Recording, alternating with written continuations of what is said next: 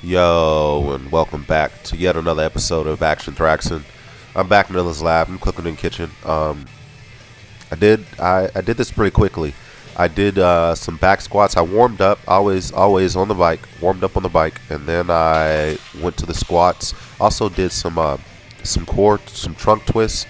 Uh, I did 10 reps of that. I should have done another set.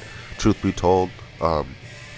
I got to make sure that I take care of those accessories, those hammer movements. It's replicating the movement when you wind or that core strength that you need, and I think that's pretty important. So I did those. Got on the bar. You see, I worked up pretty fast. My usual, all the way up to 170. So I think my game plan for right now is going to try to stick to very specifically the box squats or the quotations, the pin squats, whatever you want to call it, and work that. What's the name of that position? The triple flexion or double standard. Um, I love the little side conversations. Gotta love them. But anyway, that triple, that double, I forget what it's called. Double support just came to me. Double support. Want to work that double support position because that's what you're using when you throw. I'm going to joke about this, but anything I do, everything is associated with the ego. Let's be honest about it. Everything is associated with the ego. But anything that I do in the weight room is most with the asterisk ego.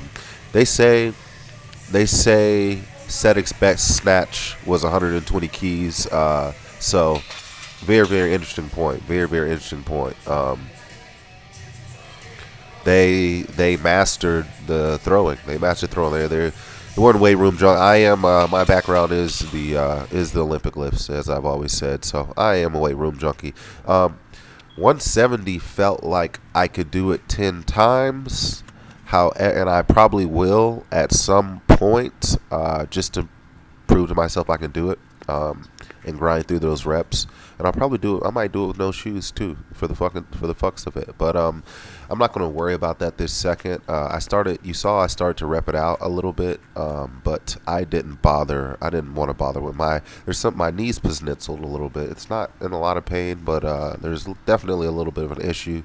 So I'm going to have to get to the bottom of that before I start going back to my escapade with the tens and the higher rep type stuff, because the thing with the higher reps, and this is the issue with CrossFit, I guess, is that there's definitely a technique breakdown after you've taken a lot of reps. There's 100% a technique breakdown.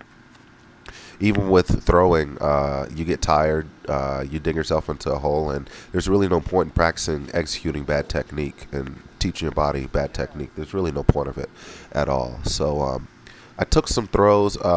These are all pretty low intensity. I don't know why when I take the low intensity throws, I can't be a little bit more succinct or repetitive with the technique.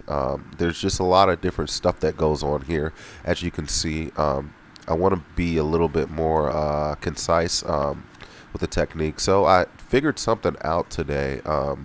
There's something weird about at one point I was trying to squat on the ball.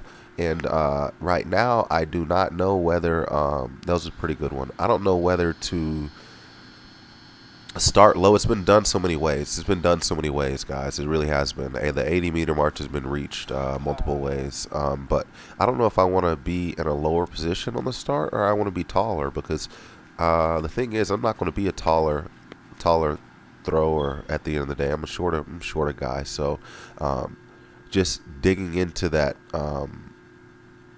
top stance is what I'm trying to figure out, and it definitely helped me play with the entry a little bit. It got kind of dark on me, and I kind of called it early. I ran some sprints afterwards, and those felt pretty good. But yeah, I was able to kind of figure out what was going on with the entry there a little bit, and that's part of what it is. It's like being tall, or do I want to be a little bit down in my position when I start? And I don't know. There's no right answer to these questions, but they're questions that you pontificate. That last little clip Man, it's full moon, beautiful full moon, man. I really, you can't complain. I got to watch the sun go down. I got to watch the moon come up. The finer things in life, the finer things in life. So I, I kind of might go out and look at the moon. It's nice and full. So that's just about all I got for you guys. You should already know what the deal is. Run on your toes, keep your mouth closed, lock your doors, and save your throws. And most importantly, you live to fight another day. I'm get out of here, guys. I gotta get back in the lab.